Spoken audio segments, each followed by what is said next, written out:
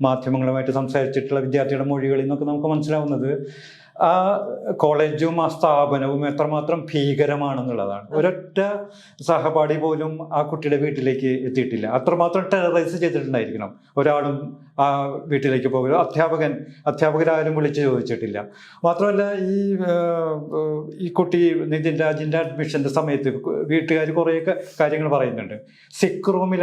ഹോസ്റ്റലിലെ സിക്ക് റൂമിലാണ് അഡ്മിഷൻ കൊടുത്തത്. മറ്റു ഹോസ്റ്റലിലെ മറ്റു റൂമുകളൊക്കെ ഒഴിവുള്ളപ്പോഴും എന്തുകൊണ്ട് നിതിൻ രാജിന് സിക്ക് റൂമിൽ? അപ്പോൾ ഇവർ പറയുന്നത്, കോളേജ് പറയുന്നത് പ്രവേശനം അപേക്ഷിക്കാൻ വൈകി എന്നതുകൊണ്ടാണ്. പക്ഷേ കുടുംബം പറയുന്നത് നേരത്തെ ഉണ്ടായിരുന്നു, മറ്റു റൂമുകളൊക്കെ ഒഴിവുണ്ടായിരുന്നു. അപ്പോൾ ഈ ദളിത് വിവേചനത്തിൻ്റെ ഒരു പ്രകടമായിട്ടുള്ള ഇത് തുടക്കം മുതലേ വരുന്നുണ്ട്. മാത്രമല്ല ഈ പ്രതിസ്ഥാനത്തുള്ള അനാറ്റമി വിഭാഗം മേധാവി ഡോക്ടർ കെ റാമിനെതിരെ മുൻപ് വിദ്യാർത്ഥികളുടെയും അധ്യാപകരുടെയും പരാതിയിൽ സസ്പെൻഷൻ കിട്ടിയിട്ടുണ്ട്. അയാൾക്ക് 2 മാസം സസ്പെൻഷൻ കിട്ടിയിട്ടുണ്ടെന്നുള്ള വാർത്തകൾ ഇന്ന് പത്രങ്ങളിലുണ്ട്.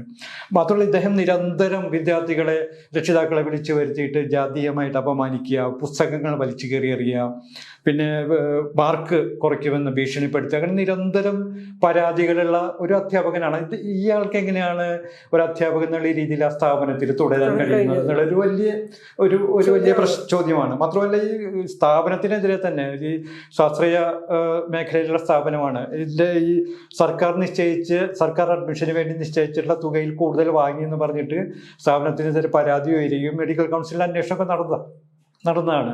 അന്ന് ഈ രോഗികളെയും നിശ്ചിത ശതമാനം രോഗികളും അധ്യാപകരെയും കൃത്രിമമായിട്ട് ഉണ്ടാക്കിയിട്ടാണ് മെഡിക്കൽ കൗൺസിലിന് മുന്നിൽ ഈ കോളേജ് പ്രദർശിപ്പിക്കുകയും അതിൽ 10ഓളം ഡോക്ടർമാർക്കെതിരെ വ്യാജ അധ്യാപകരായിട്ട് പ്രത്യക്ഷപ്പെട്ട 10 ഡോക്ടർമാർക്കെതിരെ എത്തിക്സ് കമ്മിറ്റി നടപടിയെടുക്കുകയൊക്കെ ഉണ്ടായി.